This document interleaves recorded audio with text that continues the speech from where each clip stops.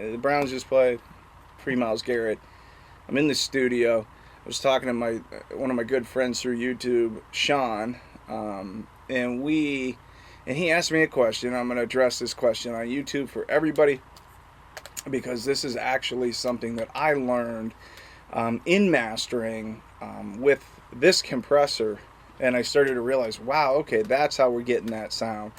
And it became part of my workflow. So today, being Thanksgiving, getting closer to Black Friday and Christmas, I think I'm going to give you guys a little bit of a gem. And this is how to use and how to make that low end in your mix sound modern. So how do we get a low end to sound modern in a mix? Because I think the number one thing that I hear that people do wrong is they'll hear these loud mids, loud highs, really nice and focused, clean vocals, and then they'll keep limiting, and now that's happening. But what ends up happening is the low end gets totally destroyed. So then by the time they send it to me, I get this like grungy, gravelly, no dynamics at all. Bass needs dynamics. And how do you correct that? How do you fix that? How do you add your own flavor to something without taking away from the bass? So today I'm going to talk to you about something that a lot of people overlook in a plugin, and it's called this key input. So if you look at this right here, this is the key input, also known as the sidechain input. A sidechain input is nothing more than a second signal into the compressor to tell the compressor what to do. It's pretty much what it is. It's a narcissistic button. I'm just joking. I'm just messing around. Everybody like, oh, he didn't just go there. So here's the thing. The key input, okay?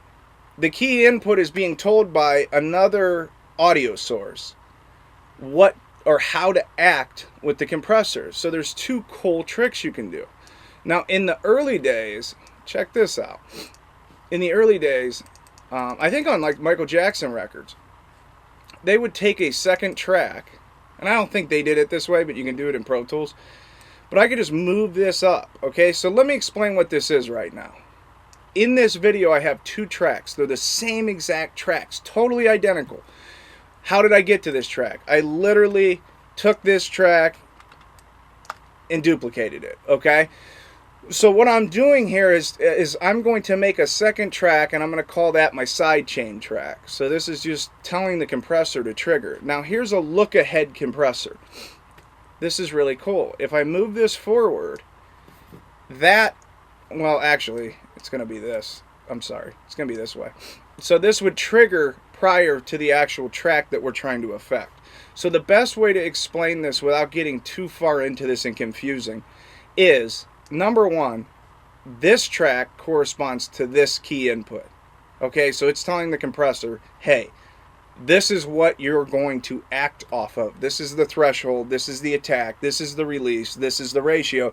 So this signal here is going to be telling the compressor what to do. That gives us options, and I'll show you the options here in a minute. This is the track that we're printing. This is the master. This is the one that you're going to hear on the radio or wherever. So we actually have the compressor on this track, okay? This track down here will have no audio going to the speakers whatsoever, or you're never going to hear this audio unless you have a key input where you can actually hear it, or you can monitor key. That means you can monitor what's going into the compressor. So a key input is a signal that's telling the compressor to do something that's not triggered by the main audio up here. What's so cool about that? Here's what's cool about that. I can add a 7-band EQ on that side chain and tell that side chain, or the audio on that side chain that we're feeding to that side chain, that hey, we just want to compress 200 and up. So in this case, we don't want any of this low end. It's already been hit enough. We just want all this information to go to the frequency. So exactly what's this going to sound like? I'll show you.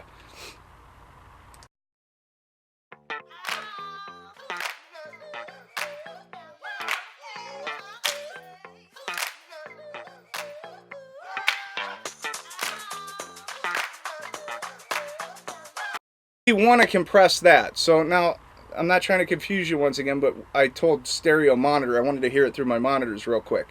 But now I'm going to show you how you set that to your key. So on this track is this bus compressor. Now in Pro Tools, you'll see this little key knob, or this little key thing, and I can tell Pro Tools I want to send a key, so I want to make the key work, so I got to bus it. I got to give it an input. In this case, I'm just going to use a bus. So in this case, let's just do it again. So if I go to bus, let's say bus 30. I want to go to bus 30. So anything in my session that I send to bus 30 is going to trigger that key. So you can use this in a mix to duck certain frequencies or duck a kick drum. But in mastering, we usually use it a little different, and that's why I'm doing the video. So what I'm going to do is tell this sidechain track with the audio on it to go to bus 30. So bus 30. So it's a mono sum signal. I don't know, it's just this plugin's allowing me to do that. Sometimes it can be stereo, like these two in the rack here are stereo. But I think what we're trying to do is get a frequency response and tell that compressor to work off that frequency response. So now, what's going to happen is this. We are literally just going to compress off of this signal. Now what's really neat about that is we're going to be able to hit it a little bit harder. And everybody asked me that question. They're like, Doug, how do they get that hit so hard, but it's still like the low end's still big and full and fat, and it doesn't sound like it's crushed, but man, it's like so loud and in your face. This is one of the processes that I've used to actually make this happen. So as we listen, now we're going to hear this one.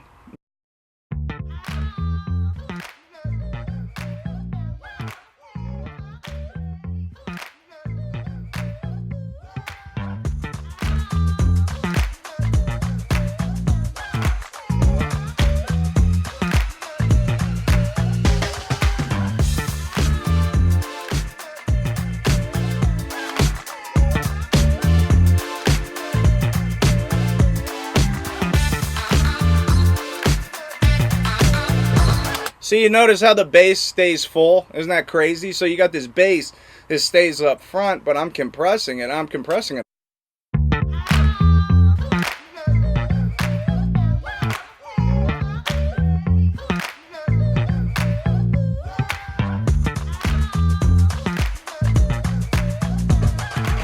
So I'm listening to my speakers. I know it's probably working with the camera there. But that is a very, very cool trick. Now watch if I try to compress that much with no sidechain. Let's take the sidechain off. Let's mute this just in case. And let me try to compress like that again.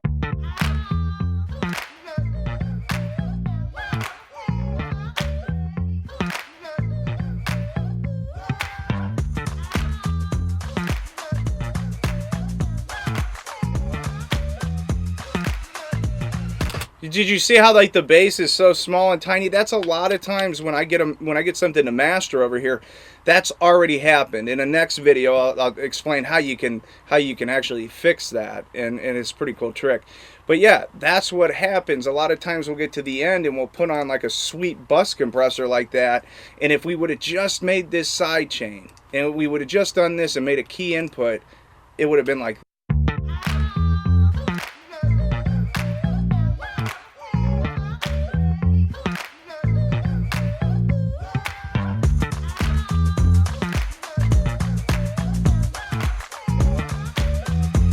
So let's say in a mastering situation, I'll give you one more thing that it's cool, and we'll talk about this in the next video. But let's say it's got a lot of 10K, and I'll just give you a brief on this. Let's say the original file has a lot of high end, which that happens a lot as well. Looks like a whale.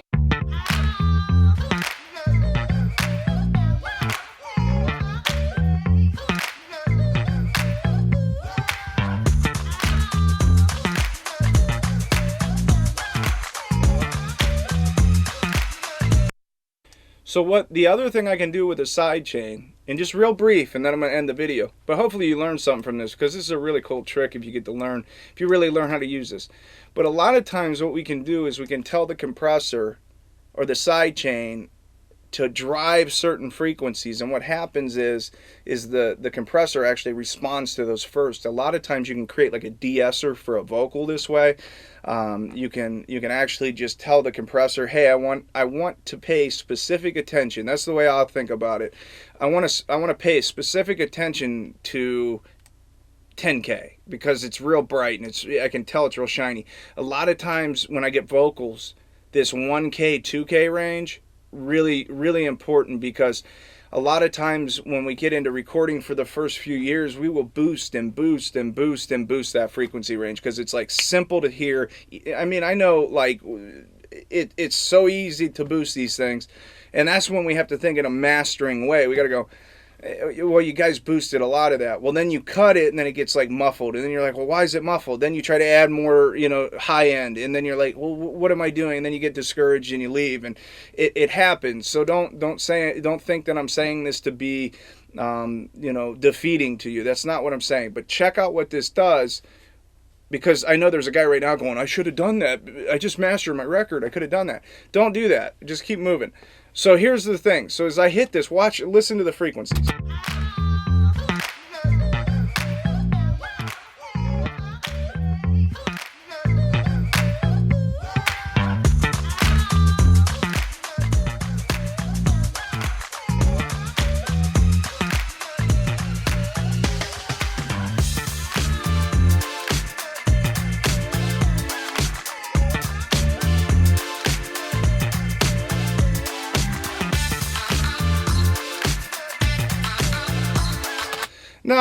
Now, granted, that's not the best master. I mean, this would be something, obviously, that I would probably cut the highs a little bit and try to use like a transparent style EQ.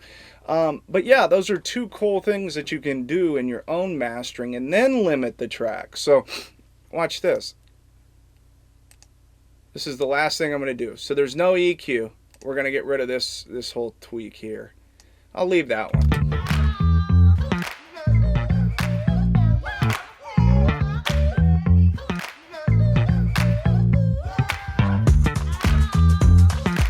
So now what you're hearing now is, by the way I'm compressing it, the bass is a little bit too much.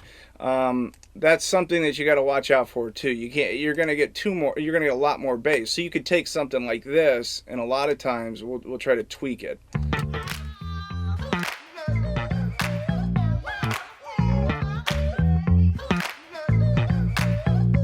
So you still need headroom. So the next few videos I'll talk about de-essing and I'll talk about limiting. So I'll just put a basic maxim on. Just a real cool trick so you guys can be looking forward to the next video. We'll go in more depth. But let's just go to a maxim. Something that everybody has. It's a limiter.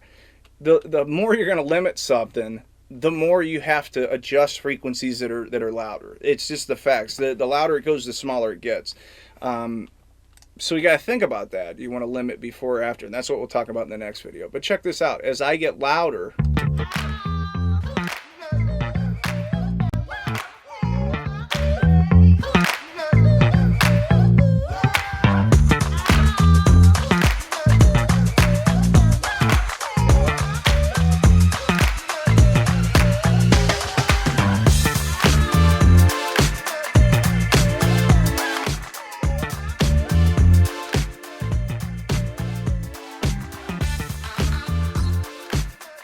so you're getting the vibe. If you've listened to enough music in your life, you could hear how it was muffled and it was low and it was all that stuff. And the producer heard that in their headphones and liked the bottom end of this song. So when I'm mastering somebody's song, I get it. I get like, hey, that's big and that's important to them. When I hit it with the compressor with no key input, it just crushed all that stuff and it sounded bad. When I hit it with the Q10 and started to carve down, it started to get a little bit, tiny and tinny sounding. There's tricks to do this. There's tricks to bring it up, but that wasn't what the intent of this video was. The next few videos will be about multi-band compressor. The next one after that will be about de-esser, and then we'll finish that off with limiter, and we'll continue to do this. If you like these videos, all I'm asking you is to just support. That's it. And I'll just keep doing them because I absolutely love this. So my name's Doug Jenkins, imixandmaster.com. Here's a cool way for you to incorporate a sidechain on your master bus to make some really cool records and not jack up your low end. We'll see. Oh my gosh, that's funny.